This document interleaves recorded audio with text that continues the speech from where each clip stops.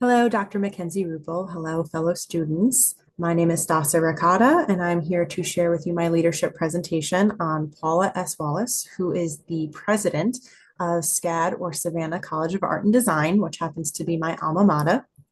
She opened the school in 1978. She's one of the longest serving female presidents of higher education in US history. She's also one of the highest paid presidents of higher education. And I find that interesting because you might think those would be presidents of Ivy League schools like Harvard, Yale, Columbia, et cetera. But no, it's Paula Wallace of SCAD. She grew up in Atlanta. She became a grade school teacher. She always had an eye out on fashion and the arts, but didn't really have many outlets to it. So she decided to open up SCAD in Savannah, Georgia. And she took out a hefty loan from her wealthy parents and opened up the school in 1978. She is a very charismatic leader. She speaks very highly of SCAD, will make you very impressed with SCAD, with connections that the school has, and make you fall in love with the city of Savannah. That being said, she is a true narcissist. She certainly seeks financial gain, respect. She wants to be well known and wants to be a celebrity.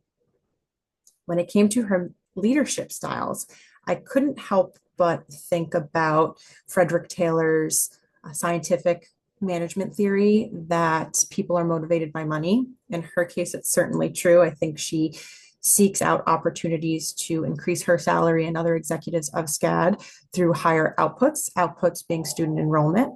It's very easy to get into SCAD. They have a very high acceptance rate. They do not require portfolios like other well-known art schools require. So essentially anyone can get in. When I thought about David McClelland's acquired needs framework, the needs like achievement, affiliation, and power, specifically power pertain to President Wallace. She makes those around her quite nervous, subordinates, whether that is professors or students. It's very well known leadership culture around SCAD that what she says goes. She makes all decisions about what gets showcased, any type of connections, employee connections that are made. She oversees all of that. So her leadership style is truly autocratic, where no one else, she's not collaborative, no one else is considered. What she likes goes. If she doesn't like your artwork, it's not getting seen, it's getting tucked away into a corner. And art, as we know, is supposed to be subjective. So here she is on Instagram. She's very active. She wants to eclipse her students, honestly, in her celebrity. She always posts about people she's been with, people she's seen with. She draws people into Savannah by giving them these kind of unnecessary awards just for a chance to get a picture with them. And the lure of celebrity is kind of veiled over the true academics and lack of real world preparation for students in the fine arts industry. Here she is, side by side with Anna Wintour, and this illustration likeness is very similar. If you're not familiar with Anna Wintour, just watch The Devil Wears Prada. Her leadership style is very similar to Paula Wallace's, where people are very nervous around her. They tend to tiptoe. They're really giving her what she wants and abiding by her rules and no one else's, no other consideration. The professor contracts are at will hire at SCAD, so you can be terminated at any time. So I've read multiple interviews from professors that say that they were let go because Paula Wallace didn't like the art that their students were producing.